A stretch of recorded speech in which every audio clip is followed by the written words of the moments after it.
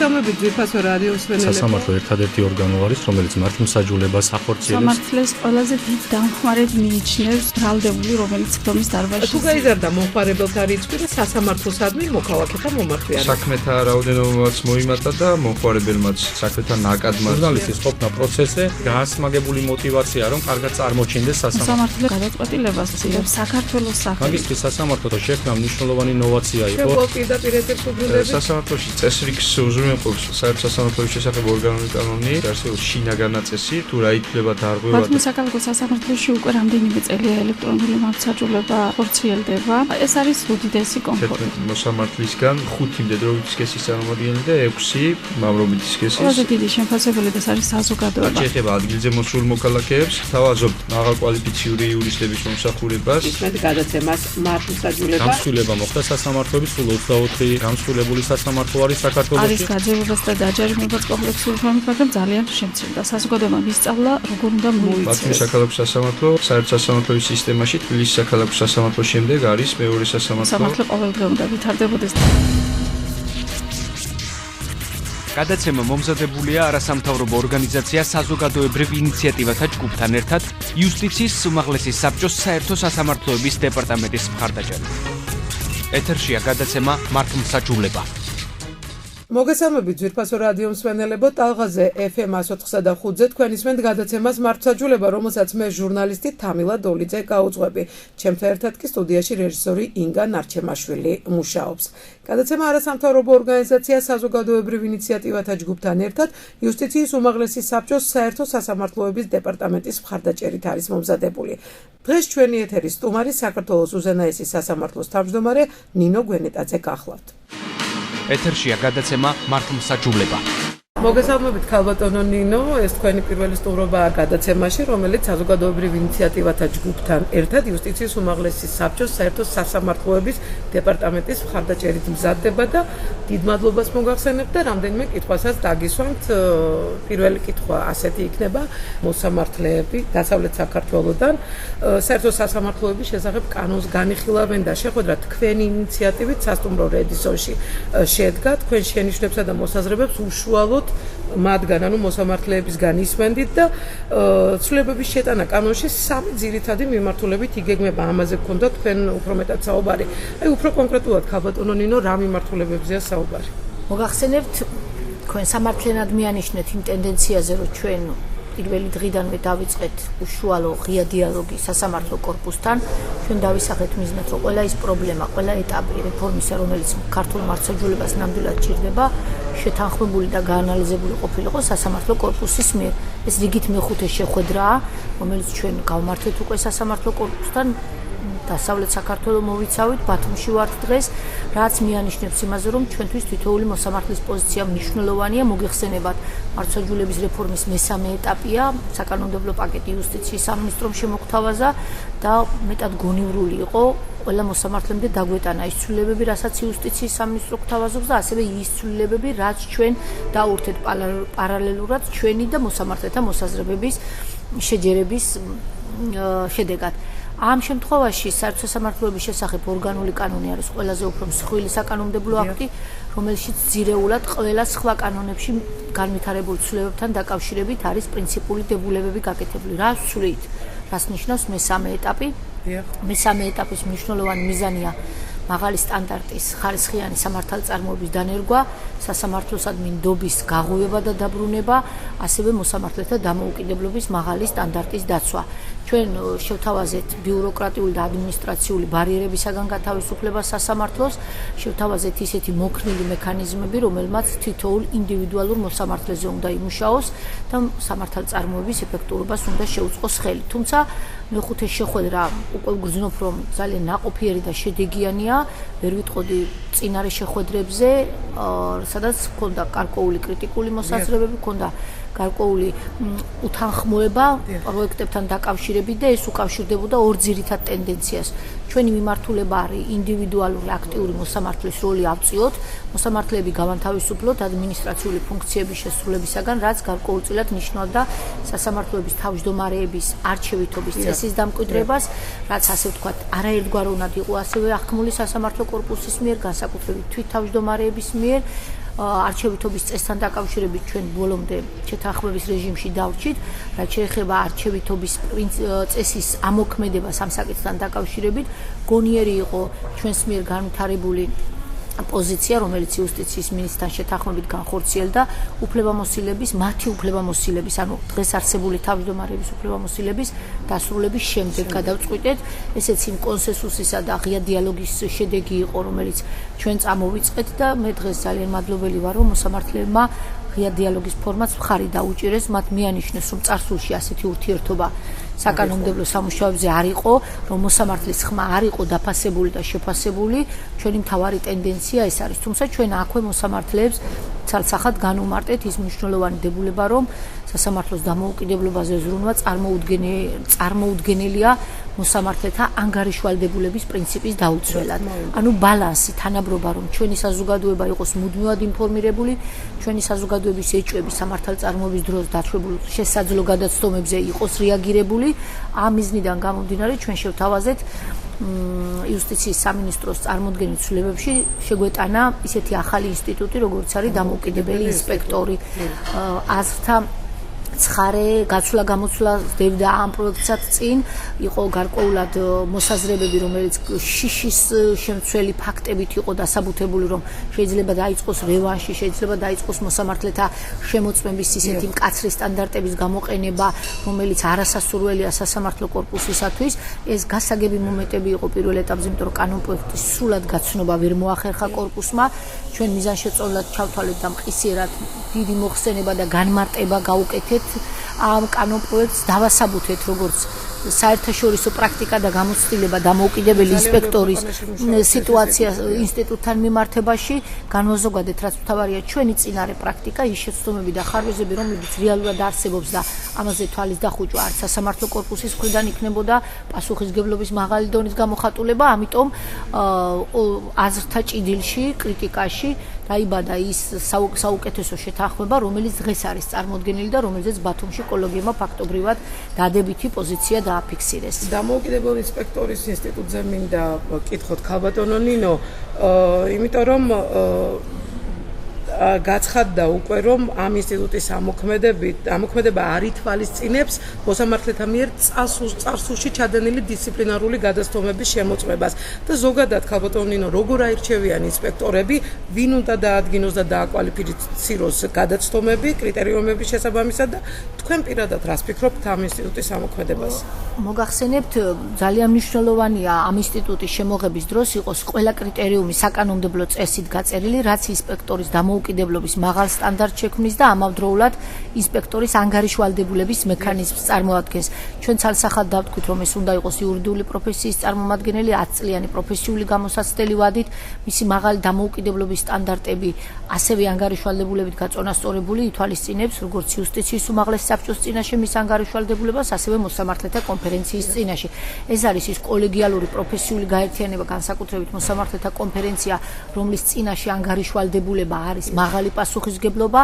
ამ შემთხვევაში ინსპექტორის თანამდებობი პოზიციის დასაკავებლად არის საკონკურსო წესი დადგენილი, კონკურსის შედეგებზე და არჩევანზე პასუხისგებელი არის ისევ იუსტიციის უმაღლესი საბჭო. მოსამართლე უნდა იყოს ყოფილი თუ ამ საკითხთან დაკავშირებით იყო ცხარე დისკუსია, ჩვენი ჩანაწერი უშვებს შესაძლებლობას, რომ ინსპექტორის პოზიციაზე პრეტენზია განაცხადოს ყოფილმა მოსამართლემ. დღეს იყო გამოთქმული შენიშვნები, ასევე რომ ხომ არ არის შესაძლებელი, რომ მოქმედი მოსამართლე გარკვეული დროით გამოთავისუფლებული სამოსამართლეო საქმიანობიდან იყოს ასევე წარმოდგენილი ინსპექტორის პოზიციაზე. დღეს ჩვენ საკანონმდებლო დათქმის სახით გვაქვს შესაძლებლობა, რომ ყოფილმა მოსამართლემ ჩაიბაროს ეს საპასუხისგებლო პოზიცია, მაგრამ თავარი, რაც მოსამართლეებში გარკვეულ ეჭვებს და უნდობლობას წარმოშობდა ამ ახალი ინსტიტუტის მიმართ, იყო ის, რომ რაც თქვენ შეკითხვაში არის ძალიან მართებულად გაჟღერებული საფუძვლები დისციპლინური პასუხისგებლობის კრიტერიუმები. ამ საკითხზე ჩვენ ბევრი ვიმსჯელეთ, გარკვეული სამუშაო უკვე ჩატარებული გვაქვს და ჩვენ მოსამართლეებს ვამცნეთ, რომ დეტალურად გაიწერება დისციპლინური პასუხისგებლობის საფუძვლები. ყოველი კრიტერიუმი საბჭო, იუსტიციის უმაღლესი საბჭო დაადგენს კრიტერიუმებს, ეს იქნება მისი გადაწყვეტილებით დადგენილი და ჩვენ მოსამართლეებს შევპირდით ბათუმშიც, რომ ყოველი მოსამართლის დონეზე იქნება განხილული დაეგზავნებათ, ჩვენ უკვე გარკვეული პროექტი კრიტერიუმებთან დაკავშირებით მომზადებული გვაქვს, დაეგზავნებათ აღნიშნული პროექტი და მხოლოდ შეჯერებული ვარიანტი იქნება გადაწყვეტილების სახით იუსტიციის საბჭოს მიერ მიღებული. ეს არის ძალიან მნიშვნელოვანი არა მარტო მოსამართლეთათვის, რომ მათი ცოდნენ, რომელი გადაცდომისთვის იქნებიან შესაძლო პასუხისმგებლობის ქვეშ, არამედ მნიშვნელოვანია საზოგადოებისთვისაც ანგარიშვალდებულების კონტექსტში ყოველ პროცესის მონაწილეს, მოქალაქეს ექნება შესაძლებლობა წინარე გაეცნოს კრიტერიუმებს და შესაბამისად ადეკვატური საჩივარი იქნეს წარდგენილი იუსტიციის უმაღლეს საბჭოში. ცუდი იყო, რომ აქამდე იმედგაცრუება არსებობდა დისციპლინური სამართალწარმოების პროცედურების მიმართ შემცირდა საჩივრები და მიმართვიანობა, რაც ორი ახსნით შეიძლება ყოფილიყო და წარმოდგენილი ერთი, რომ სასამართლო მუშაობს პოზიტიურად, თითქმის ბრწყინვალედ და ის არ უშვებს შეცდომებს, ხოლო მეორე შეფასება იყო ის, რომ ადამიანებს და პროცესის მონაწილე მხარეებს გაუცრუვდათ იმედები დისციპლინურ პროცედურებთან დაკავშირებით და ამდენად საჩივრების რიცხვმა იკლო. ჩვენ არა გვაქვს ილუზია, რომ უშეცდომოდ მუშაობთ, ეს არამართებული და არასერიოზული განცხადება იქნებოდა, ამიტომ ეფექტური მექანიზმების შესაქმნელად განხორციელდა ეს ღონისძიება, რომელიც დამოუკიდებელი ინსპექტორის ინსტიტუტის შემოტანას გულისხმობს. ელექტრონული სისტემის შემოღებაზეც გქონდათ თქვენ საუბარი თქვენ შეხვედრებზე. ეს თემა გახდა თუ არა დისკუსიის საგანი მოსამართლეებთან? მოგახსენებთ, ეს საკითხი ორგანულად უკავშირდება სასამართლოს თავმჯდომარის პოზიციას, თავმჯდომარის ჩვენს მიერ დამკვიდრებულ არჩევითობის წესს, ანუ თავმჯდომარის როგორც აქტიური მოსამართლის ინსტიტუტის დამკვიდრებას და მის გამოთავისუფლებას ზედმეტი ადმინისტრაციული ფუნქციებისაგან. ასევე უკავშირდება იმ საყვედურებს, რომელიც ჩვენი საზოგადოების პროცესის მონაწილე მხარეების მიერ არის ხოლმე დაფიქსირებული საერთო სასამართლოების შესახებ ორგანული კანონით დადგენილი წესი, საქმეთა რიგითობის წესით განაწილება სასამართლოს თავმჯდომარის მიერ. აქ ეჭვები მუდმივად არსებობდა პროცესის მონაწილე მხარეებიდანაც, რომ გამოთვლადია რიგითობა, განჭრეტადია ეს პროცესი და ამიტომ არსებობს ეჭვი და კრიტიკის ქარცეცხლში იყო გატარებული, ასევე მოსამართლეების მხრიდან, რომელიც ფიქრობდნენ, რომ გარკვეული შერჩევითობა მაინც არსებობს საქმეთა განაწილების წესზე. მაგალითად, მაღარი ღირებულების სამოქალაქო დავები რატომღაც სულ გარკვეული კატეგორიის მოსამართლეებს ეკისრება და ამ მხრივ აქვს პრობლემები მაღალი პროფესიონალიზმით გამორჩეულ მოსამართლეებს, რომლებსაც რატომღაც არ შეხვდათ ასეთი კატეგორიის საქმეები წარმოებაში. ამ პრობლემების თავიდან ასაცილებდა კიდევ ვიმეორებ, ჩვენ გვაინტერესებს მოსამართლე, სამართალწარმოების განხორციელებელი პირი. ჩვენ არ გვაინტერესებს მხოლოდ ადმინისტრაციული ფუნქციების მატარებელი თავმჯდომარეები, ჩვენ ერთ-ერთ მოდელად და ერთ-ერთ გამოსავლად დავსახეთ სასამართლოში შემოსულ საქმეთა ელექტრონული წესით განაწილება, შემთხვევითი პრინციპის საფუძველზე თანაბარი დატვირთულობის ფორმატით, რაც ნიშნავს ადამიანისაგან ჩაურევლად, ყოველი კონკრეტული სასამართლოს თავმჯდომარის ნებისაგან დამოუკიდებლად პროგრამის შემუშავება, სადაც ყველა შესაძლო გამონაკლისი შემთხვევა იქნება გათვლილი, მოსამართლის ავადმყოფობა, შვებულება, მოკლებადიანი გასვლა, ტრეინინგზე წასვლა და სხვა უამრავი პრობლემა იქნება გადაწყვეტილი ამ გონივრული პროგრამის შექმნით, რომელიც აპრობირებულია და არ არის პირველი საქართველოში. ჩვენ ამისთვის ევროსაბჭოს პროექტის ფარგლებში უცხოელი ექსპერტები გვეხმარებიან. მომავალ კვირაში ჩვენ ესეთი დიდი ფორუმი გვაქვს, სადაც ჩამოდის რამოდენიმე ქვეყნიდან წარმომადგენელი საერთაშორისო დონის ექსპერტები და უკვე ვიწყებთ კონკრეტულად პროგრამაზე მუშაობას. წლის ბოლომდე ჩვენ ვფიქრობთ, რომ ეს სისტემა ამუშავდება საერთო სასამართლოების მასშტაბით, როგორც პირველი ინსტანციის, ისე სააპელაციო, ისე საკასაციო ინსტანციის დონეზე, რაც ვეღარ გახდის განჭრეტაც სასამართლოში შესულ საქმეთა განაწილების პროცესს. ამ შემთხვევაში დამოუკიდებლობის სტანდარტი, სასამართლოსადმი ნდობის ხარისხი ცალსახად იქნება ამაღლებული და ჩვენი საზოგადოებაც ნახავს, რომ ჩვენ ვილტვით იქითკენ, რომ მოსამართლეს დამოუკიდებლობის მაღალი გარანტიები მივცეთ და თან იმავდროულად საზოგადოების ნდობა დაუბრუნოთ სასამართლო ხელისუფლებას. საერთო სასამართლოების ერთიანი ქსელი პორტალი Court.g იქნება გამოყენებული. ბუნებრივია, ყველა საშუალება იქნება გამოყენებული, ის რა რეზერვიც გვაქვს უკვე და ამას დაემატება ახალი ტექნიკური შესაძლებლობა. ქალბატონ ნინო, თქვენ აცხადებდით, რომ სასამართლოებში დღეს არსებული რესურსი არ არის საკმარისი და წლიდან საერთო სასამართლოებში თუ იგეგმება გაზრდა მოსამართლეთა რაოდენობის და რამდენით და ამ მხრივ რა მდგომარეობაა ბათუმის საქალაქოში თუ გაქვთ ინფორმაცია? მოგახსენებთ, ეს არის ძალიან პრობლემური საკითხი. თქვენ მოგეხსენებათ 2003-2004 წლებიდან ინტენსიურად დაიწყო სასამართლო ხელისუფლებაში მოსამართლეთა რიცხვის შემცირება. ზუსტად ამ პერიოდებში იყო სასამართლო სისტემიდან ხარვეზიანი დისციპლინური სამართალწარმოების ფარგლებში მოსამართლეთა თანამდებობიდან დათხოვნა, მათი რეზერვში გადარიცხვა, რამაც ეს კორპუსი საგრძნობლად შეამცირა. ამიტომ არა მხოლოდ წლევანდელი წლების პრობლემებია ის, რომ მიმართვიანობა სასამართლოში გაიზარდა, მოსამართლეთა სიმცირემ განაპირობა, გაჭიანურება, უხარისხო გადაწყვეტილებები და სხვა უამრავი პრობლემა. გარდაუვალია მოსამართლეთა რიცხვის გაზრდა, ეს არ არის მხოლოდ ჩემი გადაწყვეტილება, ჩვენ უკვე დავიწყეთ აქტივობები ამ საკითხთან მიმართებაში, შეხვედრა გქონდა ფინანსთა მინისტრთან, მომავალი წლიდან მან რეალურად მოგცა გარანტია, რომ შესაძლებელია მოსამართლეთა რიცხვის ზრდისათვის შესაბამისი ფინანსური უზრუნველყოფა იქნეს განხორციელებული. ჩვენ ვფიქრობთ, რომ დაახლოებით 100 მოსამართლე იქნება საჭირო, რომ ძველ ნიშნულს 2003-2004 წლის ნიშნულს დაუბრუნდეთ და შემდეგ კიდე საჭიროების მიმართ ვიფიქროთ. გათვლებიც გაკეთდა ჩვენმა სამსახურმა უზენაეს სასამართლოში და კოლეგებმა ნამდვილად თავ დაუზოგავათ შრომეს ამ საკითხში. გვაქვს ასეთი დათქმა, რომ ყველაზე მეტი საჭიროება არის თბილისის საქალაქო სასამართლოში, შესაბამისად ასევე არის ქუთაისი და ბათუმის სასამართლოები, სადაც მოსამართლეთა სიმცირე ძალიან ნიშანდობლივი არის, ამიტომ გვაქვს სააპელაციო სასამართლოების დონეზე, სადაც 15 ან 14 მოსამართლით გაზრდა, საქალაქო სასამართლოებში უფრო მეტი შეიძლება იყოს. ამ შემთხვევაში პარალელურ გაძლიერებას მოითხოვს საკონკურსო პროცედურების განხორციელება, რომ ახალი მოსამართლეები გამწესდნენ, რომ ვადა გასულ ან უფლებამოსილება დამთავრებულ მოსამართლეებს ხელახლა მივცეთ შანსი კონკურსში მონაწილეობისა. ისეთი კომპლექსური ღონისძიებებია განსახორციელებელი, რომელიც სასამართლოს უზენაეს სასამართლოს თავმჯდომარიდან და იუსტიციის უმაღლეს საბჭოდან ითხოვს მუდმივ რეჟიმში საქმიანობას. ეს არის ღია პროცედურები, კონკურსი, ასევე პროცედურები, რომელმაც უნდა დაძლიოს რეზერვში უსამართლოდ ჩარიცხული მოსამართლეების დარღვეული უფლებების აღდგენა, უნდა დაძლიოს სასამართლო სისტემიდან უკანონოდ გათავისუფლებული მოსამართლეების დაბრუნების, ესე ვთქვათ, საკითხები და სხვა განსაკუთრებით მნიშვნელოვანი ასევე საპენსიო უზრუნველყოფის საკითხები. ჩვენ წარმოდგენილ ვარიანტს საერთო სასამართლოების შესახებ ორგანულ კანონში გვაქვს 70-ათე და რიგი მუხლები, სადაც რეალურად დავაფიქსირეთ ღირსეული ცვლილება, რაც უკავშირდება საპენსიო უზრუნველყოფას, გათანაბრებას, როგორც უზენაეს სასამართლოს მოსამართლისა, ასევე საერთო სასამართლოების სისტემაში მომუშავე ნებისმიერი მოსამართლისა, ეს იქნება სააპელაციო ან პირველი ინსტანციის რაიონული საქალაქო სასამართლოები. ფინანსთა მინისტრთან სხვათა შორის ძალიან ნაყოფიერ და შედეგიანი დიალოგი ჰქონდა, მან ყისიერად აღიქვა ეს პრობლემები, მან თქვა, რომ ისედაც მუშაობდა უკვე ამ პრობლემებზე და ჩვენ ძალიან კონსტრუქციული თანამშრომლობის რეჟიმში ვფიქრობთ, შევქნათ ისეთი ფორმულა, რომელიც მოსამართლის ღვაწლს, მის ესე ვთქვათ, განუსაზღვრელ შრომას დააფასებს და უფლებამოსილების ვადის გასვლის შემდეგ მას შესაძლებლობა იქნება ღირსეული პენსიით იქნეს უზრუნველყოფილი.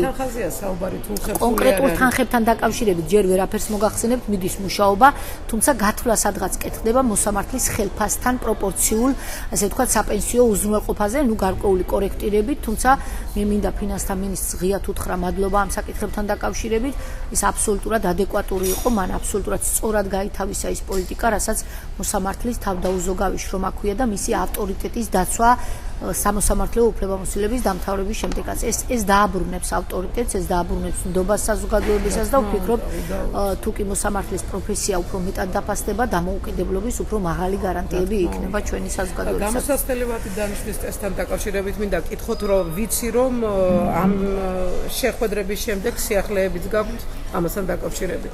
გამოსაცდელი ვადის საკითხი მე მესმის, რომ ვენეციის კომისიის შეფათებისას გარკვეულწილად საფრთხეები იქნა დანახული, აბსოლუტურად ღია კრიტიკულია მათი პოზიცია, ეს არის ის საფრთხეები, რომელზეც ზრუნავს ვენეციის კომისია, თუმცა მე მივანიშნებ ხოლმე, რომ ჩვენ უკვე კანონის სახით გვაქვს ჩამოყალიბებული, მთავარი რა არის? მთავარი არის ის, რაც ვენეციის კომისიის დასკვნაში წერია არ დაუშვათ. დღესაც იყვნენ ჩვენ შეხვედრაზე წარმოდგენილი გამოსაცდელი ვადით გამწესებული მოსამართლეები, მათ ჰქონდათ ძალიან საინტერესო კითხვები მათი სამწლიანი გამოსაცდელი ვადის პერიოდში შეფასებებთან დაკავშირებით. თქვენ როგორც მოგეხსენებათ, შეფასებებს აკეთებს იუსტიციის უმაღლესი საბჭო, წევრების მეშვეობით, ჩვენი ერთ-ერთი წევრი ქალბატონი ევა გოცირიძე ამის შემდეგ ზუსტად მიემართება ამ პროცედურების განსახორციელებლად და მოსამართლეების გამოსაცდელი ვადის, ანუ საპრობაციო ვადის პირობებში მყოფი მოსამართლეების შეკითხვებზე დღეს ჩვენ შევძელით დამაჯერებელი პასუხების გაცემა, რომ მათ შეფასების დროს მათი დამოუკიდებლობისა და მიუკერძოებლობის საფრთხე გამორიცხულია. შემფასებელმა აღნიშნულ საკითხებზე უნდა იზრუნოს და დასკვნაში უკვე უნდა ჩამოაყალიბოს თუ რაიმე საფრთხე გამოჩნდა ამ საკითხთან დაკავშირებით. ჩვენ ასევე ვფიქრობთ, რომ პირველი ეტაპი, პირველი დანიშვნა საპრობაციო ვადით მოსამართლეებისა მუდმივ გადანიშვნის ეტაპზე იქნება ძალიან ღიად განხილული, ყველა პრობლემა იქნება წინა პლანზე გამოტანილი და თუ კანონს რაიმე ხარვეზები რეალურად გააჩნია, ჩვენ ვერ ვიქნებით ინიციატორები მისი დახვეწისა. ამიტომ ვფიქრობ, ეს გასავლელი პროცესია, ეს გამოსაცდელი ეტაპია და ამ შემთხვევაში თუ კანონი გაუძლებს ასე ვთქვათ პრაქტიკას და იქნება ყველაფერი ადეკვატურად და სამართლიანად გადაწყვეტილი, ეს ასეთი სისტემა 18 ქვეყანაში მუშაობს. ამიტომ ჩვენც ამ ქვეყანათა რიგში ვართ, სადაც იყო რიგი ობიექტური წინაპირობები რეალურად იმისათვის, რომ ჩვენ გქონოდა ასე ვთქვათ ესეთი ჯანსაღი მექანიზმი და თუნდაც მეორე ვადით ან და ზოგადად უვადოთ არ გაგვემწესებინა ისეთი მოსამართლეები, სადაც შეკითხვები არსებობს. ვის მიმართაც შეკითხვები არსებობს, გნებავთ მის წარსულ, ანუ წინარე სამოსამართლეო საქმიანობასთან დაკავშირებით. რაც შეეხება ახალ ბედა მოსამართლეებს, რომლებსაც არ ქონიათ ასეთი გამოცდილება, აქ ვფიქრობ, უფრო დასაბუთებული და მოტივირებულია ჩვენი დათქმა სამწლიანი გამოსაცდელი ვადით, იმიტომ რომ ჩვენ საზოგადოებაც უნდა შევთავაზოთ მყარი, რაფინირებული, მაღალი პროფესიონალიზმის მქონე მოსამართლეები, რატომ? იმიტომ რომ გვენდოს საზოგადოება და მივიღოთ სამართალწარმოების მაღალი ხარისხი. იმ 18 ქვეყანას შორის ჩვენი დონის სახელმწიფოებიც არიან და თქვენ წარმოიდგინეთ ჩვენზე განვითარებული სახელმწიფოებიც დემოკრატიის ნიშნით და ამიტომ ვფიქრობთ, რომ ეს არ არის მხოლოდ საქართველოს მოდელი, ეს არ არის მხოლოდ ქართული შემთხვევა. ამიტომ ჩვენ თავარია გაუძლოთ და ვენეციის კომისიის მიერ დანახულ საფრთხეებზე გავაკეთოთ ობიექტური და სამართლიანი რეაგირება. პატარა ციტირებას ჩაგიკითხავთ ევროსაბჭოს საპარლამენტო ასამბლეის პრეზიდენტი ამბრასორი, თქვენ შეხვდით მას საქართველოში მართლმსაჯულების სფეროში გადაუდებელი რეფორმების ჩატარების შესახებ საუბრობდა თქვენთან შეხვედრაზე და ის ამბობს, მოსამართლეების და საზოგადოების მართლმსაჯულების სისტემით სანდოობაზე საუბრობს ის და კიდევ ერთი მნიშვნელოვანი საკითხია ხელისუფლების შტოების გამჭვირვალობა და დამოუკიდებლობა. ქვეყანაში არსებობდა ტრადიცია, რომელიც უნდა შეიცვალოს. მხედველობაში მაქვს მართლმსაჯულების საქმეებში ჩარევა და მასზე გავლენის მოხდენა, რაც მიუღებელია, აცხადებს ამბრასორი. შეიცვალა თუ არა მიდგომები ქალბატონინო და რამდენად მიუკერძოებელია დღეს სასამართლოს? მოგახსენებთ, ეს ძალიან მნიშვნელოვანი საკითხია. იმ პროცესშიც კი, როდესაც მე პროცედურებს გავდიოდი უზენაეს სასამართლოს თავმჯდომარედ გასამწესებლად, ცალსახად დავინახე ის, რომ სახელისუფლებო ორი შტო, აღმასრულებელი და საკანონმდებლო ხელისუფლება ღიად და ხმამაღლა დეკლარირებს დამოუკიდებელი სასამართლოს ფუნქციონირების საჭიროებაზე. მე ვფიქრობ და ხშირად ვაცხადებ ამ თეზას, რომ ეხლა ჯერი თვით სასამართლო ხელისუფლებაზეა. რამდენად შეძლებს სასამართლო სრულად განახორციელოს დამოუკიდებლობისა და მიუკერძოებლობის მაღალი სტანდარტი. და თუ იყო მაინც მიუხედავად ამ ღია დეკლარირების და რაიმე ზეწოლის ფაქტები, როგორ ადეკვატურ რეაგირებას მოახდენს სასამართლო ხელისუფლება მასზე. მე რასაკვირველი არ მაქვს ილუზია, რომ ყველაფერი უკვე დალაგებულია და ამ მხრივ ჩვენ აქტივობები არ გვჭირდება. ზუსტად ამიტომაა რეფორმის მესამე ეტაპიც და ამიზნებს ემსახურება, რომ ჩვენ ჩამოვყალიბდეთ მიუკერძოებელ სისტემად, რომ ყოველი მოსამართლე ობიექტურად და სუბიექტურადაც დაცული იყოს ამ დამოუკიდებლობის სტანდარტით და ამ მხრივ ყველა პროფესიონალური გაერთიანებების სასამართლო მოსამართლეთა შემადგენლობით, ასევე ადვოკატების, პროკურორების მონაწილეობით არის ის ღია დიალოგის შანსი, რომელიც ჩვენ მოგვცემს მყარ ეთიკურ სტანდარტებს პროფესიულ ურთიერთობებში და ასევე გარანტიებს საზოგადოებას. მე ვფიქრობ, რომ ეს გრძელვადიანი პროცესია, პასუხი იმ კითხვაზე, რომ რამდენად არის დამოუკიდებელი სასამართლო, იმდენად, რამდენადაც ჩვენ შევძლებთ რეფორმის სწორად განხორციელებას, იმდენად, რამდენადაც თითოეული მოსამართლე თავს იგრძნობს დაცულად. ამ შემთხვევაში ყოველი ჩარევა, ყოველი უკანონო მონაწილეობა მართლმსაჯულების პროცესში უნდა იყოს შეფასებული ძალიან მკაცრად თვით სასამართლო ხელისუფლების მიერ. თუ ჩვენ თვითონ არ დავიცავთ თავს, ბუნებრივია დანარჩენი ხელისუფლების ორი შტო ვერ იქნება იმდენად აქტიური. თუმცა მე ვამბობ და ცალსახად მინდა ეს დავაფიქსირო, რომ ჩემი მოსვლის შემდეგ ეს არაჩემი მისამართი თქება არის, ჩვენ შევძელით აღმასრულებელ ხელისუფლებასთან კონსტრუქციული დიალოგი, შევძელით ის პროცესი, რაც დღეს თქვენს წინაშეა, წარმოდგენილი მათ მიერ წარმოდგენილ კანონურ პროექტებზე, ასეთი ღია დიალოგი, ასეთი უშუალო შეხვედრები და ასეთი კრიტიკული დამოკიდებულება ცვლილებების მიმართ მე წარსულში არ მინახავს.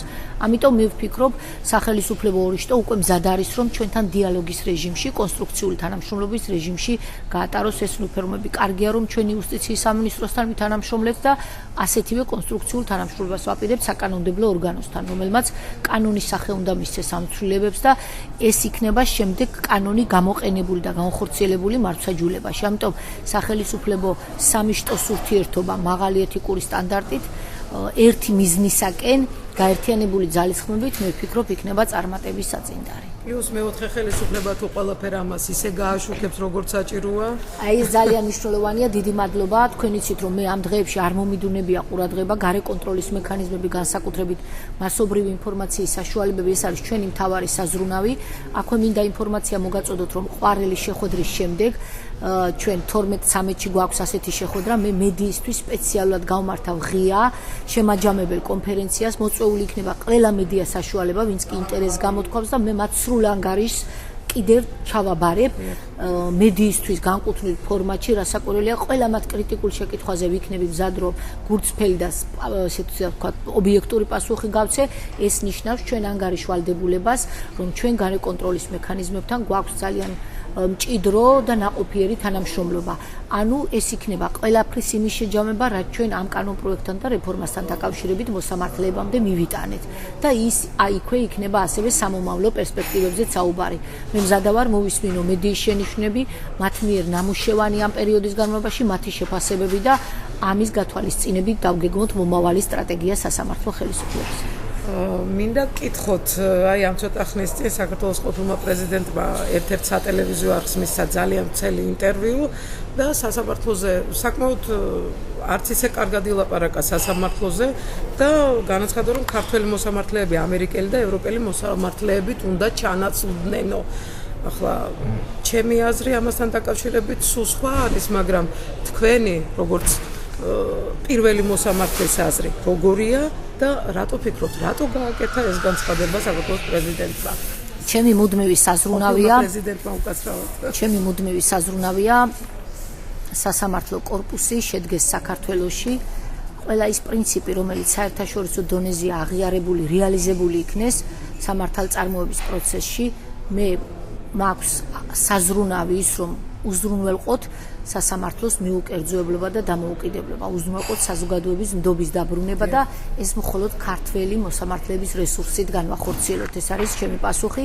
ამ მიზნისაკენ მე ბუნებრივია ვიქნები დაუღალავი მებრძოლი და ასეთივე დამოკიდებულებას მოვითხოვ სასამართლო კორპუსისაგან. მე ვფიქრობ, მონდომება, ძალისხმევა, საკანონმდებლო ცვლილებები ჩვენ შედეგს დაგვანახებს და კითხვაზე პასუხი გაცემული იქნება. გადაუდებელი რეფორმების აუცილებლობა ბოლო 3 წლის განმავლობაში ახალი მთავრობის დროს გაჩნდა თუ ასეთი ვითარება იყო წინა ხელისუფლების? წინა ხელისუფლებასთან მიმართებაშიც გარკვეული რეფორმები ნამდვილად იქნა განხორციელებული. ამ რეფორმების შეფასების საკითხი ისევე თქვენი საქმე არის, რაც შეეხება იმ პრობლემებს, რაც ჩვენ დაგვხვდა მართლმსაჯულებაში, სწორედ რეფორმების გზით უნდა იქნეს გადაწყვეტილი. მართლმსაჯულების რეფორმის მესამე ეტაპია ხელისუფლებაში მოსვლის დღიდან ახალმა გუნდმა, სამთავრობო გუნდმა აღმასრულებელ ხელისუფლებაში რეფორმის განხორციელება იუსტიციის სამინისტროს დაავალა, მოგეხსენებათ, იუსტიციის სამინისტრომ პირველი და მეორე ეტაპი განახორციელა, ამის შეფასებაც ბუნებრივია თქვენი საქმე არის, თუმცა გარდაუვალი გაჩნდა და გარდაუვალი აღმოჩნდა მესამე ეტაპის მყისიერად და ძალიან სწრაფად განხორციელებაც, რაც ნიშნავს, რომ პირველი ორ რეფორმას ჰქონდა პოზიტიური შედეგები, თუმცა შედეგის და ეფექტისათვის საჭიროა ასევე მესამე ეტაპის განხორციელება. შეიძლება ასევე საჭირო გახდეს მომდევნო ეტაპებზე გარკვეული ჩარევები საკანონმდებლო, ეს არის მუდმივი პროცესი, არ შეიძლება ერთი რეფორმით ყველა პრობლემა ამოწურო და გადაწყვეტოს სასამართლოში. ამ მუდმივ პროცესში ჩვენ კიდევ ვამბობ კონსტრუქციული თანამშრომლობით ვფიქრობთ შედეგიანი ვიქნებით. თორია პროცესი მიდის და ეს არის ძალიან გამჭვირვალე ჩვენთვის ჟურნალისტებისთვის. მე უბრალოდ ვადარებ იმ წინა პერიოდებს, ადრინდელ პერიოდებს, როდესაც სასამართლოში შესვლაც კი აკრძალული ჰქონდა და ბოლო კითხვა მინდა დაგისვათ ქალბატონო ნინო, შედარებით იოლი კითხვა, გენდერულად როგორ არის მე ძალიან მიხარია რომ ქალი არის უზენაეს სასამართლოს თავმჯდომარე და მაინტერესებს როგორ არის გენდერულად დაბალანსებული სასამართლო დღეს. აქ ნამდვილად საამაყოდ გვაქვს საქმე, ჩემ მოსვლამდეც კი სასამართლო კორპუსში 50%-ზე მეტი ქალბატონები მოღვაწეობენ. მე მივესალმები ამ ტენდენციას. იმ კუთხითაც რომ ქალბატონები ხშირ შემთხვევაში მეტად შეუვალნი და პრინციპულნი არიან, თუმცა მე ამით არ ვაყენებ ჭრილს, ესე ვთქვათ, მამაკაცებს და ჩვენ კორპუსის ძალიან მნიშვნელოვან ნაწილს. ბუნებრივია მე ამ პრინციპებს და პრობლემებს ვიცნობ ქვეყანაში, ამიტომ ხარდამჭერი ვარ გენდერული ბალანსის ბუნებრივია, გარკვეულ უპირატესობასაც კი ვისურვებდი ამ შემთხვევაში და ამ მხრივ ჩვენ გვყავს არა მარტო ქალი მოსამართლეები, მომავალში ველოდებით ქალთავმჯდომარეებს და ველოდებით მაღალ პოზიციებზე წარმოდგენილ ქალბატონებს, რომლებიც ასე ვთქვათ, მართლმსაჯულების რეფორმის მხრივაც ძალიან ნიშანდობლივ წვლილს შეიტანენ საზოგადოების მხარდაჭერისა და ნდობის დაბრუნების საქმეში. უღრმესი მადლობა რომ გამონახეთ დრო თქვენი დაკავებული დღის გრაფიკიდან და აჭარის რადიოს გადაცემა მართლმსაჯულებას ძალიან კმაყოფილი ვარ რომ ასეთი ვრცელი ინტერვიუ აჭარაში ჩვენს გადაცემას მიეცით. მადლობა თქვენ, მე მზად ვარ, ეს ჩემი მოვალეობაა, ამიტომ სამადლობელი თქვენ, ბევრი არაფერი გაქვთ. ანგარიშვალდებულება საზოგადოების წინაშე ეს არის ჩვენი მუშაობის ერთ-ერთი მთავარი პრიორიტეტი, ასე რომ ჩვენ მზად ვართ ყველა თქვენს კრიტიკულ და მეგობრულ დამოკიდებულებას უპასუხოთ ადეკვატურად. ეს იყო გადაცემა მართლმსაჯულება. დღეს ჩვენი ეთერის სტუმარი საქართველოს უზენაესი სასამართლოს თავმჯდომარე ნინო გვენეტაძე გახდათ. გადაცემაზე ჟურნალისტი თამილა ტოლიძე და რეჟისორი ინგა ნარჩემაშვილი მუშაობდნენ. გადაცემა არასამთავრობო ორგანიზაცია საზოგადოებრივ ინიციატივათა ჯგუფთან ერთად იუსტიციის უმაღლესი საბჭოს საერთო სასამართლოების დეპარტამენტის მხარდაჭერით არის მომზადებული. ნახვამდის. საქართველოს კონსტიტუციაში სასამართლო სისტემის საკითხებზე ცვლილება შევიდა. საქართველოში მოსამართლეები უვადოდ უნდა დაინიშნოს. სასამართლოებს უფრო მეტი გამამართლებელი განაჩენი გამოაქვთ. საზოგადოებამ უნდა გაიგოს რა არის ნაფიც მსაჯულთა სასამართლო. ჟურნალისტების ჩართულობა მხარეების პროფესიონალიზმის დახვეწას ხელი შეუწყო. გადაცემა მომზადებულია არასამთავრობო ორგანიზაცია საზოგადოებრივ ინიციატივათა ჯგუფთან ერთად იუსტიციის უმაღლესი საბჭოს საერთო სასამართლოების დეპარტამენტის მხარდაჭერით.